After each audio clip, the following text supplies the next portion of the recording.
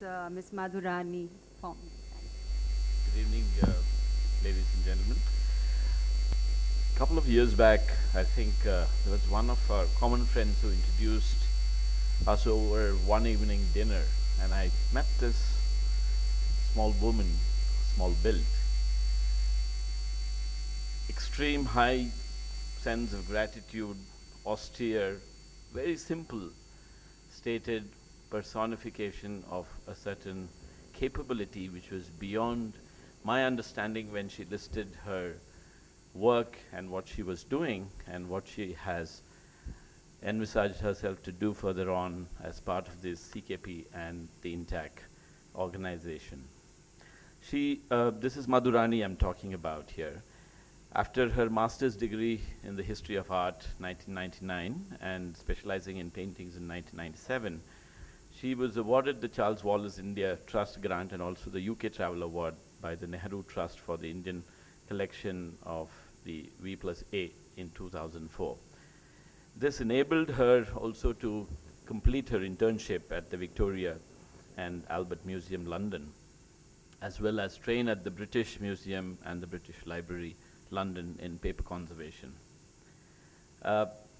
She was invited to the State Department of the United States of America to participate at the International Visitor Leadership Program.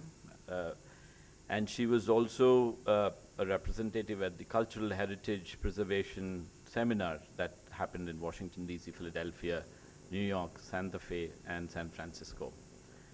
Many more was her presence at Fukuoka and Kyoto at the ICCROM event, Conservation of Japanese Paper, and her also the recipient award of the Nehru Trust for the Indian Collections of Victoria and Albert Museum. Also her specialization and realization of the educational project on management of UNESCO World Heritage Sites in Europe and India was aimed at sharing experiences and good practices in heritage education. She has been continuously involved in various departments and educational institutions to promote her sort of eventual to work on art conservation and on conservation of paperwork primarily. I've had the privilege to travel with her a couple of times and visit some of the work that they did, especially at Tiruvarur, Tanjore. The paintings on the ceilings, which were sort of reconstructed back to its original glitter over years of hard work. Sometimes as architects, we all try to understand the kind of conservation and the reuse and the new sort of ideational capabilities that we try to plug into various building forms and the work we can do. But this kind of laborious hard work to bring back the luster of what it was before is quite an amazing feat, and she will present this in better anecdotes than I can. So I invite Madhurani on stage to present the four-note presentation. Thank you also for being here.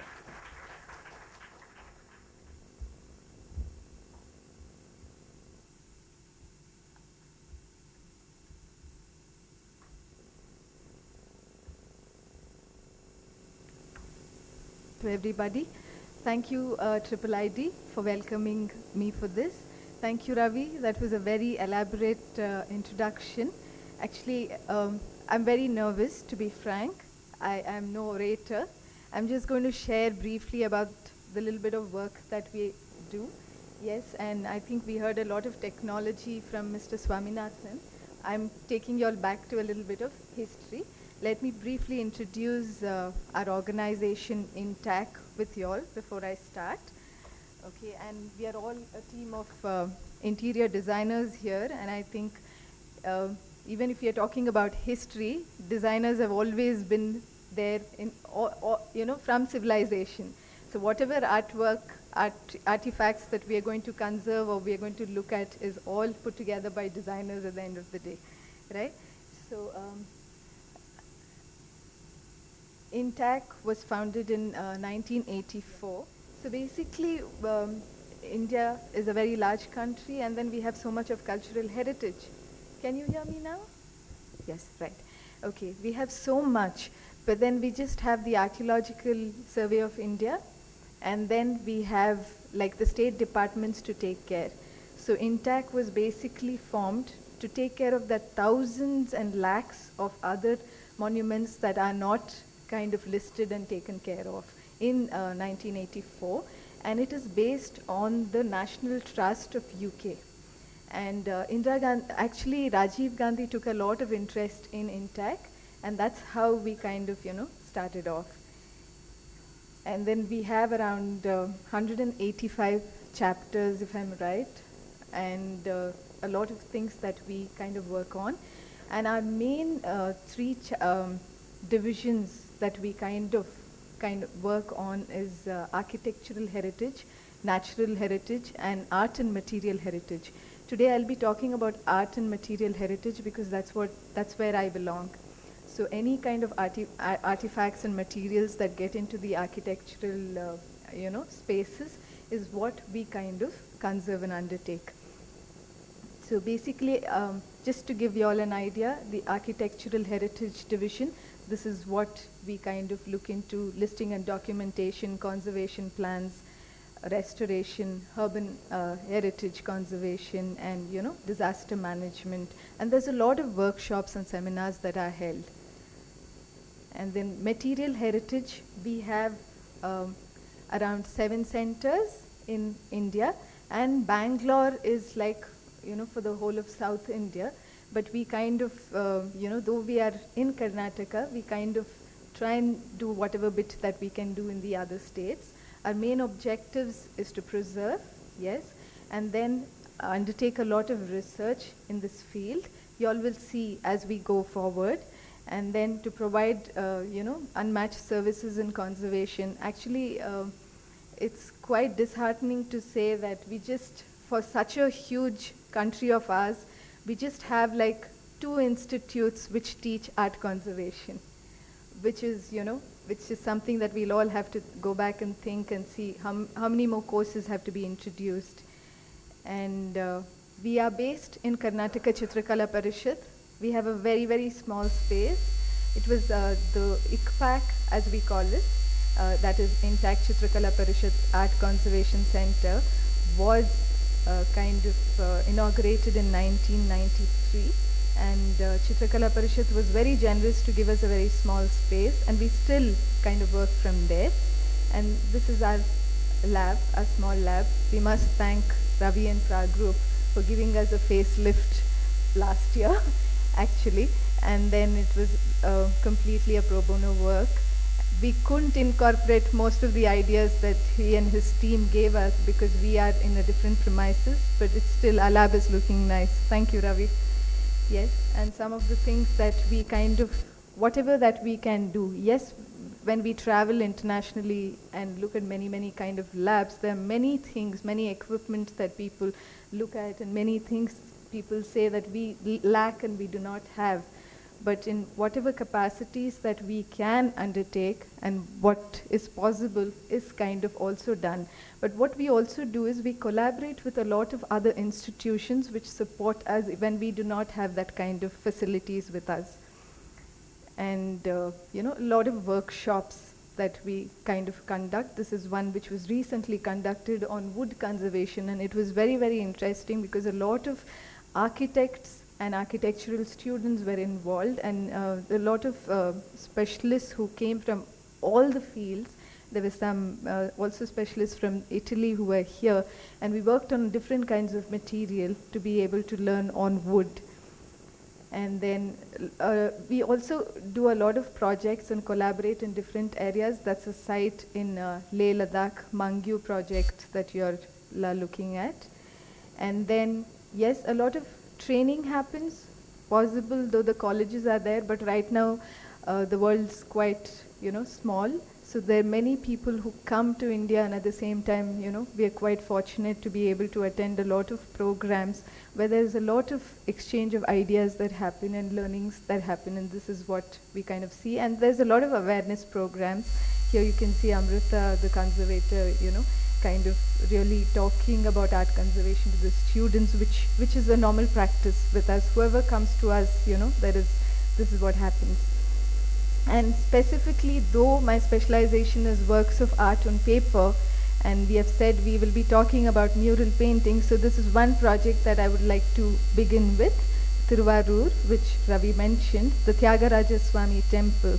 Thiruvarur is around 62 kilometers from Tanjavur, the main Brihadishwara temple, and it is a very, very important Shaiva shrine, and that is the complex if you see, and you see the red mark, that is the Mantapa. It's called the Ayarkal Mantapa, or the 1,000-pillared hall, and that is where these beautiful paintings are. I've just put in a photograph of the chariot, the temple chariot. All of us know that Puri Jagannath is really one of the biggest, but actually it is the Thiruvarur Tyagaraja Swami chariot which is the largest in the country, and one should see the processions that happen. And that's a very old site plan which was given by the temple. This is the temple, and that is the Mantapa. And those are the paintings. Around 6,500 square foot of painting remains still on the ceiling. So the blue part is where the paintings are remaining. The rest we do not know if it existed, or it's whitewashed, or it's completely gone. Right? So the whole story is the Sthala Puranam of how Tyagaraja Swami came into the temple, and Muchukunda, the monkey king god that you see in the center, he's the hero of this whole story. Very, very beautiful late Nayaka period paintings. They're all tempera.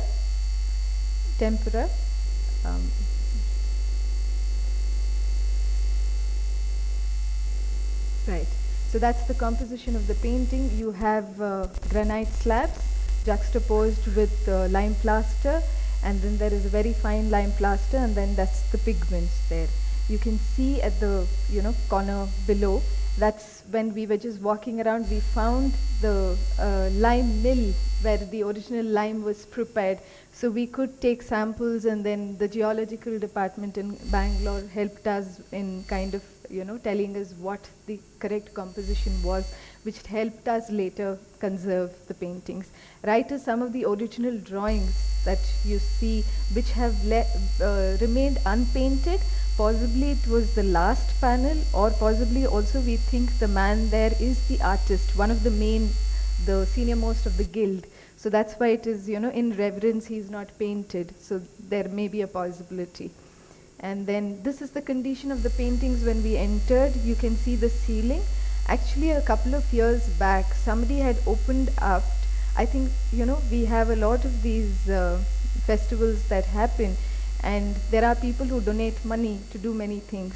So I think here also in this case, people had donated money to kind of do up the ceiling. So they dug up the ceiling where the paintings were, and they left it open for many years, and the work was never finished. And because of that, there is that much more water seepage that happens, and that is what you all are kind of seeing, the degree of water infiltration and fungus that has grown, mold, right? And because of that, there is a lot of detachment of the painted layer from the stone surface completely, which has happened. And this had happened in many areas. So they were completely filled with air pockets. Like you just touch the paint layer, it will just fall off and drop. And that's the mold on the painting. That's my first visit. Yeah, and lots of cement. So this cement, maybe later additions. It looked like actually somebody was playing with the cement when they were trying to repair something down. That's how those splashes were. Dust, dirt, grime, insects, which are common everywhere, insect nests, and a lot of graffiti that was there, plaster, joints with cement, which happens all the time. Soot deposit, because it's still a living temple and there's a lot of prayer that happens. And every year, 1 month, the Tyagaraja main idol sits in this mantapa, and there's a lot of prayer that happens. So a lot of soot still accumulation continues. And this is a wall that we they didn't know existed. It has a different story and a painting on the side wall where they had piled up many, many things. When we removed them, there was like paintings below, so which were also conserved. This is the condition of the mantapa when we went in. It was used as a storeroom. People used to live there, cook there, and many things. And every year there is the chariot festival, and all the rubble that is not required was kind of stored here. And this, I must say, was a wall put up so that I think people were living there. And it is not very easy to kind of deal with the government people and the temple authorities. There was a wall which was built, which we had to take down literally ourselves. We had to speak a lot to the local teachers, many, many students and everything. The local people helped us. Even you can see the women who are cleaning there are the local women who came and helped us. And that's the beautiful paintings which were exposed once the wall came down. So you could kind of, to finish the story, otherwise which was not visible earlier. Basic diagrams. Now everything is computerized and done in very, very different kind of ways. These were hand drawn then. And you can see some of the before and after cleaning. Okay, here what happened was there is a lot of loss. So we had to debate and question a lot, and a lot of discussions happened. And we did not want to fill it, complete and restore it. We just wanted to conserve the paintings. But then it's a living temple, so they really said, after 2.5 years, what have you all done? It looks the same. It's a very big compliment for us. But for them, but for most of the local people, it wasn't like that. So there are some areas where we had to come to a compromise, only where the borders were there that you can see in the corners. The borders were painted only some 40 years back, with the temple authorities and the donors and everything. After we spoke, only those borders, wherever it was missing, we have added color, just some pigment. Otherwise, the main paintings are untouched. It's just been cleaned, consolidated, and left that way. So you can see some of the before and afters. So a very interesting thing about this project is the temple comes under the HRNC department, and then also it has the temple authorities. But the thing is, a public person, an industrialist from Chennai came forward, and he was very, very interested in getting this. Instead of giving money to the temple to get something done, somebody who understands. So he said, I want to restore these paintings, and he literally fought 8 years with the government departments to get permission, though he paid for the whole, the exercise. But he really had the patience and the perseverance, and that's why this project could go forward. There's a book published, and it is written by Dr. David Schulman, who's an Indologist from Israel. He's one of the first people who kind of found these paintings literally. But now it's difficult for him to enter because, again, he's a foreigner, so he needs to get permission. So that's how we are. Now the paintings are in this kind of place. A lot of people go. But still you have temple authorities changing every 6 months and 1 year. We are trying to kind of get permission again so that this can be like a walk-in museum. So nothing else is kind of littered and it kind of piles up and stays there. So this is Tiruvarur. And then a small pilot project in our Nalaknadu, Coorg, that we did. It's not a palace, it was a hideout of the king. And basically when we went in there, we were just asked to kind of look at these paintings. This painted ceiling, which was just crumbling down, it had to be fixed. Though we are not from the architectural department, we took help and then we had to refix it back. But we were mainly invited because the whole palace has been whitewashed many a times, many a times. So they wanted to know there may be paintings existing below for us to expose the lime plaster and see if there are any paintings there. So here we kind of also fixed the sealing back. This was the problems that was there. And this is a very small site, around 12 feet by 12 feet, the room. It's the Rani's room, and this is the condition it was in when we went. And that's the ceiling. So we had to literally remove kgs of dust from the top before injecting lime again. Milk of lime was injected, and then, the processes, I think most of you all as architects know how it is kind of worked upon.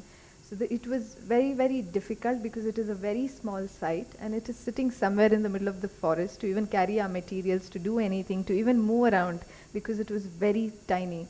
So, but it was like, we were very happy with the result. The ceiling was fixed back, and then was to expose the paintings. Now this wall is a laterite wall. It rains like 6 months. It's always wet. There are like 4-5 layers of lime that is there, and you cannot use a solvent to kind of dissolve the lime. And if you try removing the lime, the pigment layer also comes off with it. So here literally we had to physically, using very small scalpels, remove it layer by layer. And we couldn't remove all the layers together, because if you try and remove one layer, then the whole thing will just come off. So we had to kind of remove one layer, dry it, then slowly kind of remove it. But, and we exposed a very small area of paintings. You can see that was what was exposed. But we have not continued the project because that was what we were called for. It depends, it is under the Kurk Foundation, and the decision has not yet taken of funding or whatever reasons. This is what we were called for. These are the paintings that were exposed. Difficult to even take photographs because the area is extremely tiny. This is the painted, the wood columns which were all cleaned up. Why I put a question mark here is most of the people are attracted to this site looking at these paintings which are there, because when you see from far. Actually, these paintings were done for a film shooting by a very well-known director who understands the subject. I do not want to kind of use names, but this is what is attracting people, and this is what happens to most of our heritage sites. Again, some more question marks if you look at it. These are all very important sites in South India where you have wall paintings, and this is what we are doing to them. Whitewashing, electrical fixtures, you name it, Cleaning them with brooms, paint splashes. These are all very important sites that I'm kind of showing. Yeah? Right. Now I'm getting back to the next. Quickly, I'll go through another project that we worked on. I spoke about wall paintings till now. This is the Senate House in Chennai for quite a few people who knew. And it's a very, very beautiful building which was restored, and Intach Chennai was involved as consultants. They did not, it had some paintings. You cannot call them very beautiful paintings, but they are like design element, and they were part of the hall, and they did not have expertise, so they invited us, and this is what we found.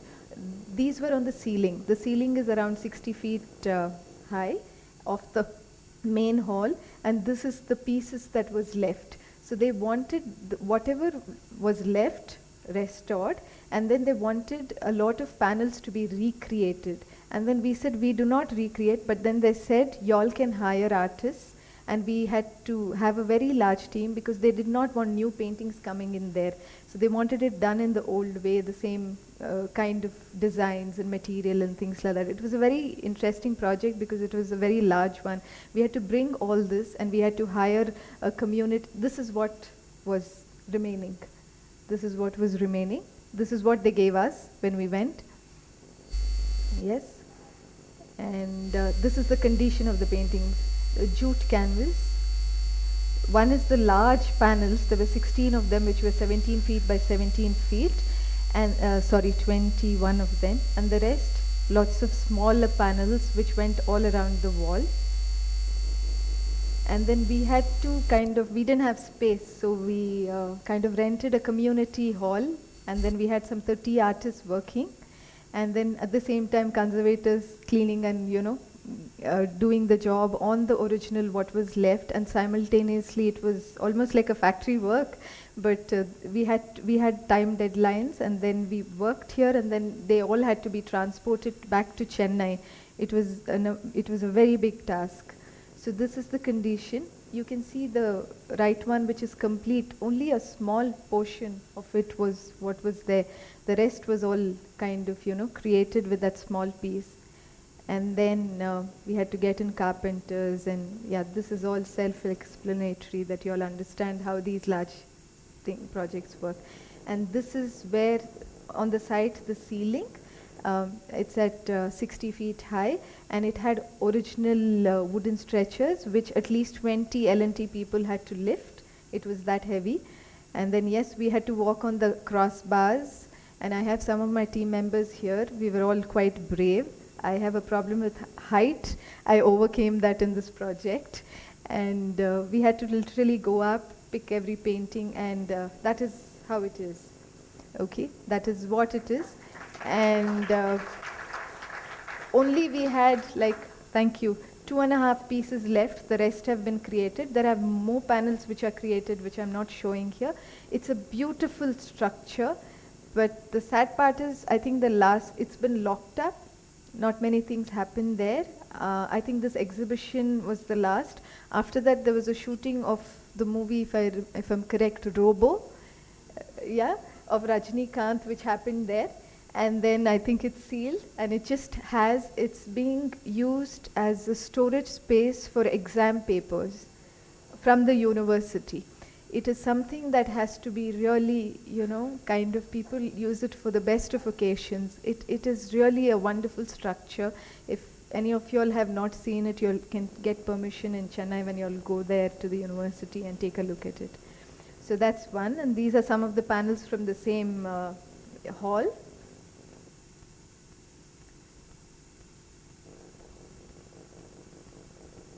Right. Again, this were painted, oil painted paper that was pasted on the staircase as soon as you enter. So they had to be brought down and treated, and we had to treat them on site. So we just made a lab in one of the rooms there. This was the condition of the paper. So you have the C in the front, you have fungus, it's all salt, and it's so brittle, you touch it, it'll break. They all had to be treated. So I set up a lab there in one of the rooms there, and then we had to treat them. And they went up very well there. So that was one of the projects. And in the last 20 and odd years, we have done a lot of different variety of works, just to give you all a glimpse. Mysore, we are in South India, so Mysore and Tanjavur paintings are available, So we get hundreds of them. This is a very beautiful painting which came from Chennai. If you look at it in detail, there were lots of problems which doesn't show much clearly, but then it had fungus and cracks and many things. So what happens is, we use a lot of Japanese techniques and Japanese paper, because they're one of the best papers which are acid free in the way they're made, and the starches which are gluten free, and the treatments are very different. I've also trained in that, so it works very beautifully. That's a Mysore traditional painting. One more Mysore traditional painting. If you look at the face of the Hanuman, that was all overpainted, which has been taken off. A Tanjavur painting, a very strong subject, which was treated. An oil painting. So we get different, this is oil on canvas, and it comes in different varieties. It has already been treated many times, you can see, and all the holes had been filled with metal paste, and it was and painted. It was extremely difficult to take them off, take the fillings off, but here you can see it has been taken off and it's cleaned up. There are different techniques. I'm not going to get into the technical aspects here, that is also a water-based color on paper. A very important painting because it's only one of the paintings that still remains of Kempe Gowda's wife. Yeah, and an oleograph, one of the first prints printed in India at the Raja Ravi Verma Press, oleographs. You can see it. It came as a puzzle. We put it together, and y'all can say that we have recreated a lot because we cater to private clients, and the private clients do not want to have a goddess with no eye and no as they are. So that is a treatment that is done. And I'm just showing you this because this is one of the first Horlicks poster that was printed, and it's a very, very beautiful one. And if you look at the left side, you'll actually notice that there was hardly any paper left. It was only the printed ink which was sitting on the corners, and that has been lined. And a Russian icon, we get different kinds of materials. So a glass painting, we have not, it's not been stuck or pasted, it's just been put together, and then it's been kind of, it's sitting in between two glass pieces, that is all. But it's just that we created a frame with glass for that object. Different kinds of materials that we treat. Again, a wooden object, a vahanas, all of you all see it in the temples. So a vahana that was treated. A stucco figure. This is broken during transportation, it came to us, and then, it's been reconstructed.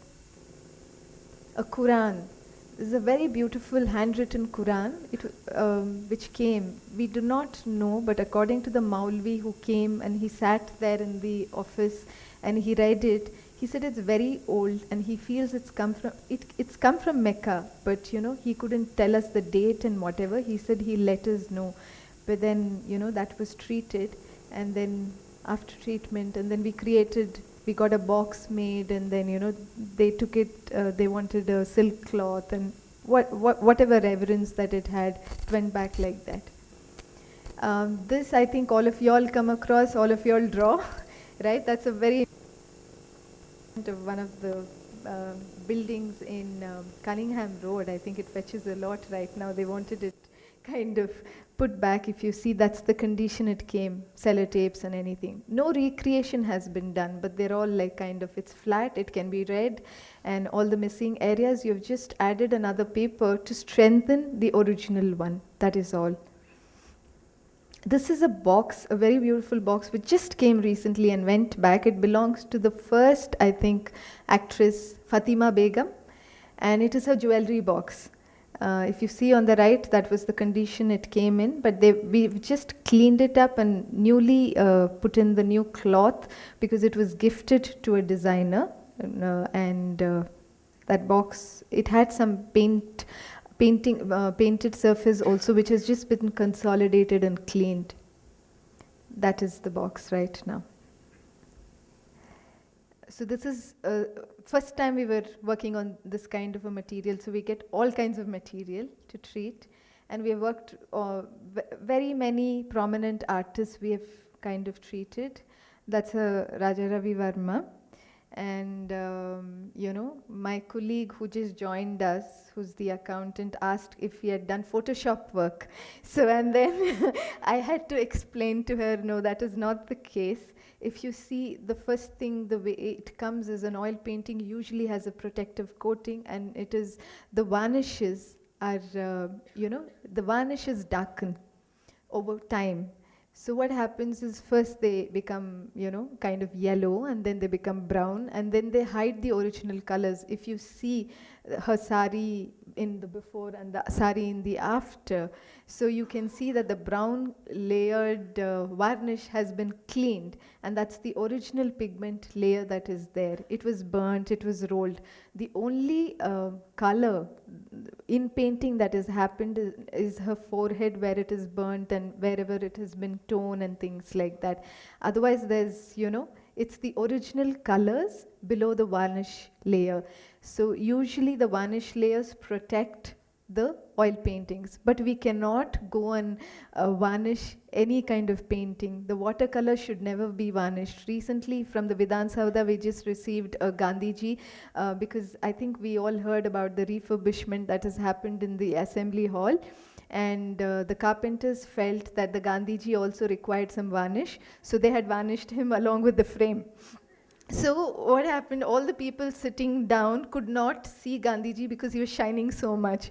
So we had to go there and then we had to take it off, and it's the toughest job, one of the most horrible things, because this varnish is so tough, it will not come out with any solvents.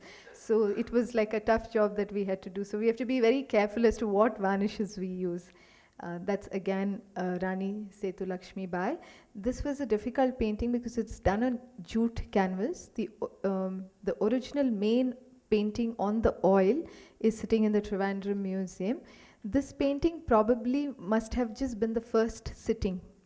So maybe that is why the material was a low quality material that was used. A Hussein, water-based color on paper. This is like packing paper.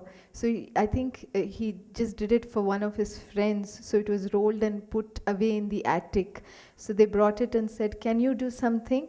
And then we said, "Yes, we will try." And that is what came out of that. And you know, this is what I was talking about, the previous lady. This is a painting that we are treating right now. Again, there's no signature, but comes from the family of Raja Ravi Varma. As in, you know, he worked as a guild, so he had many people.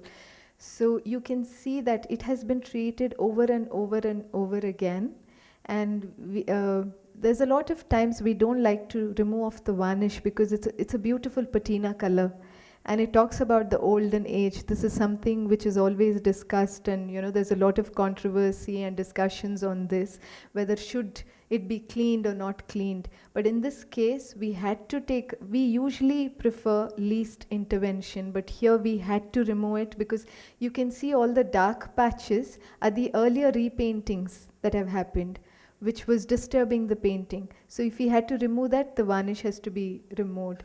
And if any of you all come by to Chitrakala Parishath, you all will see this painting, the process is going on right now.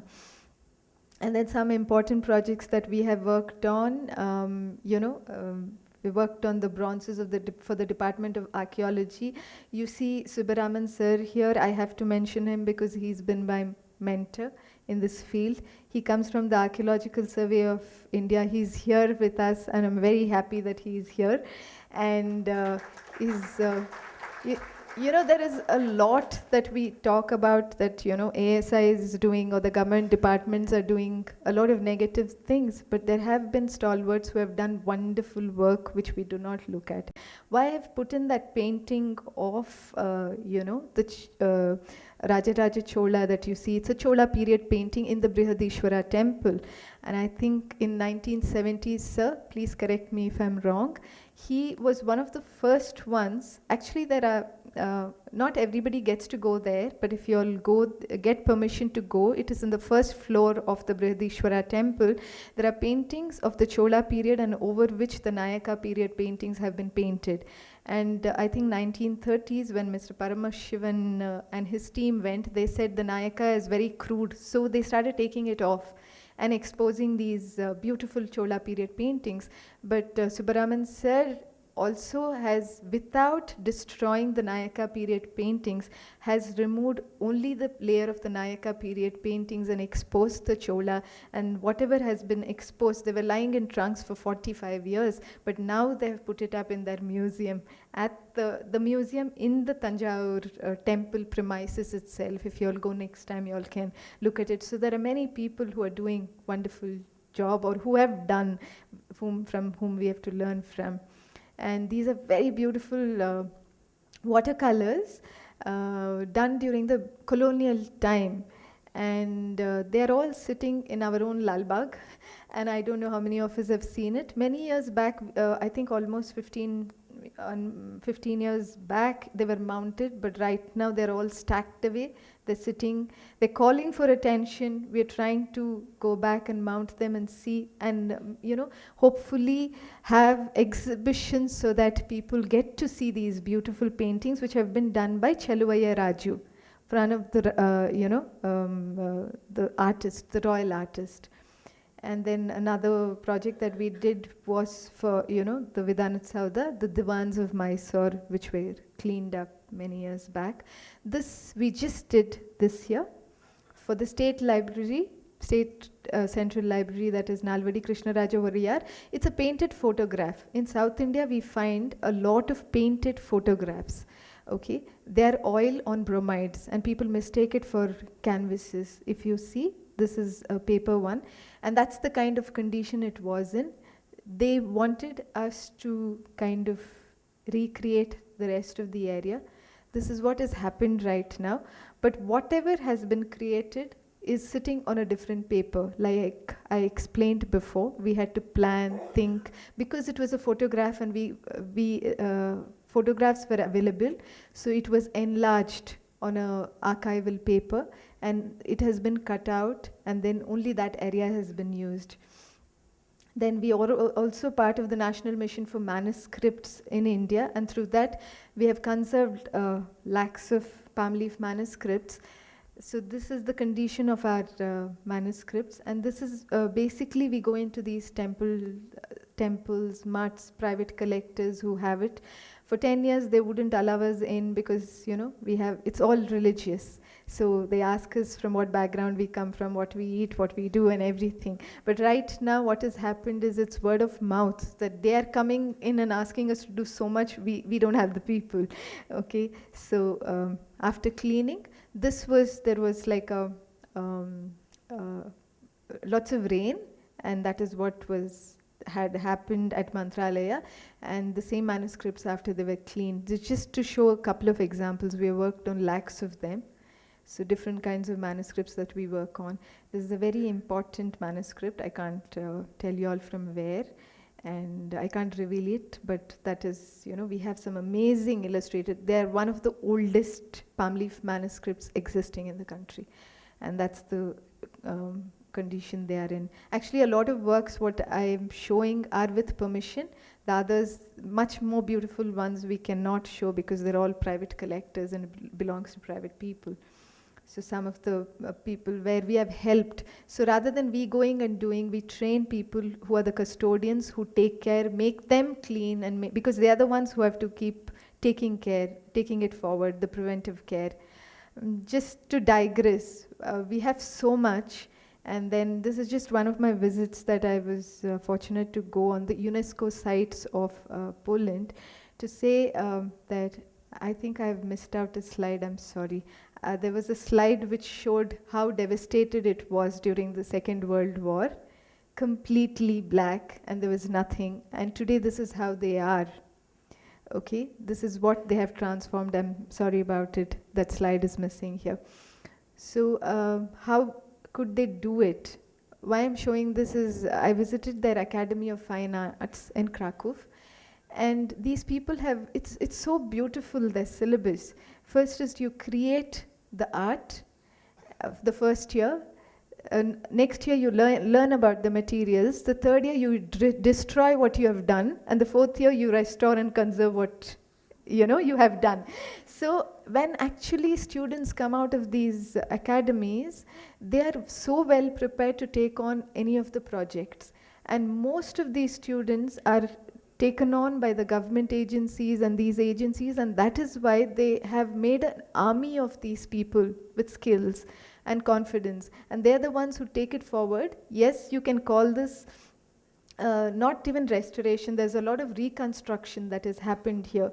But it has happened because there are this many people who are trained right now. And one more thing is the importance of documentation. I really do not know about y'all, but whoever we come across, the documentation, there is zero. And because they have had such wonderful documentations in the form of drawings, watercolors, that is why they have been able to restore and reconstruct in the way they are. So right now we also, every area that we go, we document. One is, yes, the drawings, the photography and everything, because tomorrow, whatever we do, like any object that comes to us or any site, there is a before, during and after documentation that happens, because 10 years down the line, what we have done, somebody else may be in a better position to do a better treatment, but they should know what we have done on it. So documentation becomes very important. And some of the sites that, these are medieval wooden sites that they have kind of done excellent conservation. And it's not only conservation, it's the care that they're taking, the preventive care that is going on. They're like Gothic area, and this is the condition they remain in, right? And not to feel hopeless, but if you look at it, I've just shown a picture of the CSMVS, Chhatrapati Shivaji Museum in in Mumbai.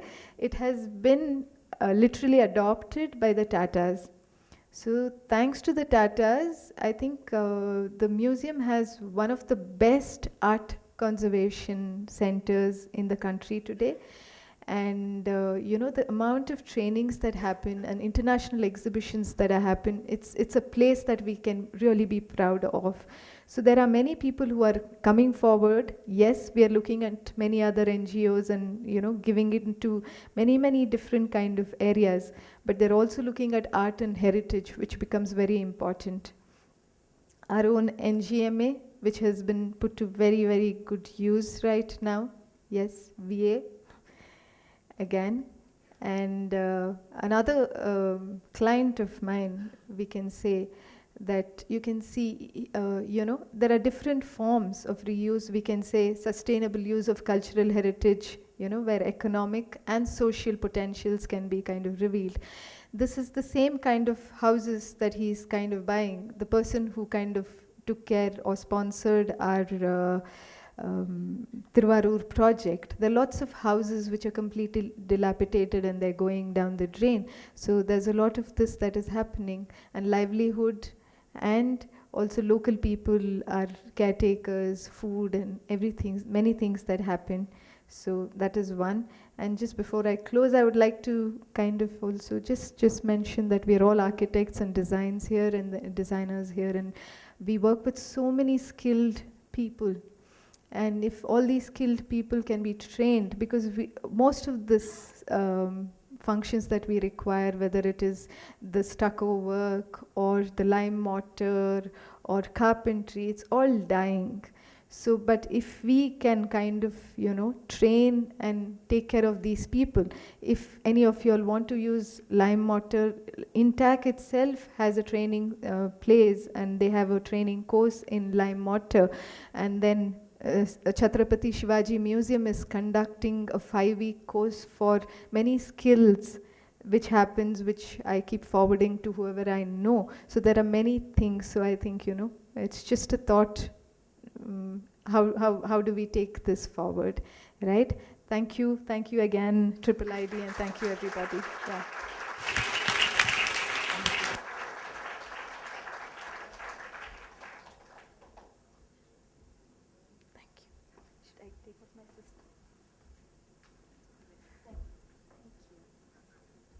Thank you, Madhurani. That was indeed a wonderful presentation, and it's amazing the kind of dedication and love they've shown towards their work.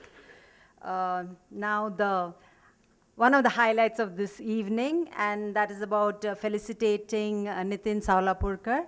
So, may I